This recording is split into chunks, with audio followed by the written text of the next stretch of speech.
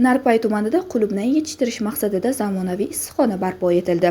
Buning uchun Muqimiy mahallasi hududidan 1 gektar yer maydoni tanlab olindi. Aynan bu joyni tanlashga sabab birinchidan qishloq xo'jaligida foydalanilmaydigan tashlandiq joy edi. Aynan shu joyni ko'rib, iqlim sharoiti qulupnay yetishtirishga juda qulay, ya'ni quyosh nuri yuqori, yog'ingarchilik kam. Shuning uchun biz bu yerda zamonaviy innovatsion usuldagi gidroponik issiqxonalarni qurishni rejalashtirdik. Shu ko'rinish holatigacha keltirish, ya'ni issiqxonani qurish, ko'chat 2 kungacha bo'lgan tayyor holatga olib kelishga $700,000 mablag' ketdi. Hozirgi kunda issiqxonamizda 20 ga yaqin ishchilarimiz bor. Shu paytgacha tumanda qulupnay yetishtirish amaliyoti mavjud bo'lmagan. Faqat ayrim aholi tomorqalarda kichik hajmda yetishtirilgan bo'lsa-da, issiqxona sharoitida parvarish qilinmagan.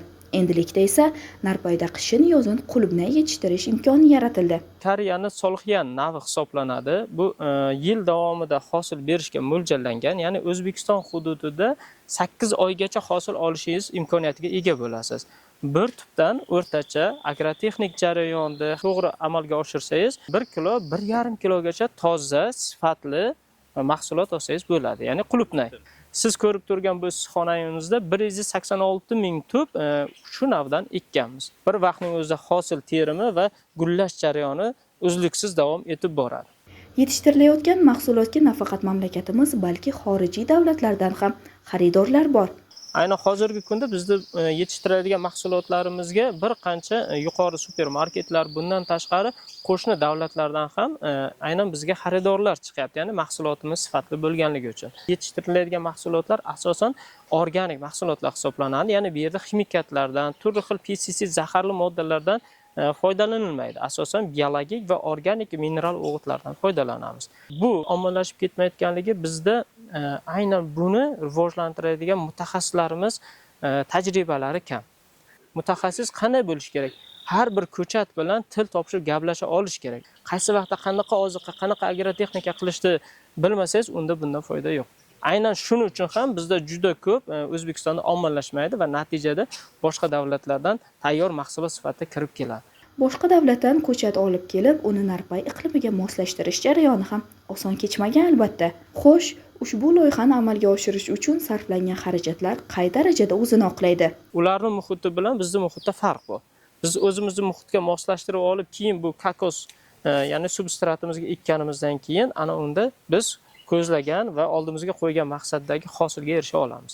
To'g'ridan to'g'ri olib kelib birdan ekib yorsangiz ham albatta siz hosildorlikda anchagina kamchilikka yo'l qo'yasiz. Chunki ko'chat u muhitdan bu muhitga moslashmasa, albatta bu yerda turli xil omillar, ya'ni stress omillari bo'lishi mumkin, hosildorlik genetika to'liq shakllanmasligi mumkin. Albatta shularni ham hisobga olib, avval ko'chat olib kelinib, ularni iqlimlashtirib, keyin o'zimizning muhitdagi mana tayyor issiqxonamizga eksak, albatta xarajatingiz kam, daromadingiz yuqori bo'ladi. Aynan bitta ko'chatimizni oladigan bo'lsak, Koreyadan kirib kelguncha adashmasam 50 sent atrofida tushsa, bir dona ko'chatingizdan 1 kilo, 1,5 kilo mavsumga qarab hosilda olsangiz, aynan yanvar, fevral oylarida mana bunga talab juda ortadi va 1 kilo nimamiz 200,000 so'mga aylanadi. Va buni oziqlantirish, isitish xarajatlari bilan olingki, bitta ko'chatimizga 10,000 so'm atrofida umumiy rasxod ketgan taqdirda ham 190,000 so'm foydaga chiqsangiz bo'ladi. Va albatta buni qo'shimcha undan ham yuqori olish mumkin. 2 kilogacha hosil olish mumkin. Narpay tumanida qulupnay yetishtirishga qaratilgan ushbu loyiha qishloq xo'jaligini rivojlantirish, yangi ish o'rinlari yaratish hamda eksport salohiyatini oshirishda muhim ahamiyat kasb etadi. Zamonaviy texnologiyalar asosida tashkil etilgan issiqxona kelgusida yuqori hosil va barqaror daromad manbai bo'lishi kutilmoqda.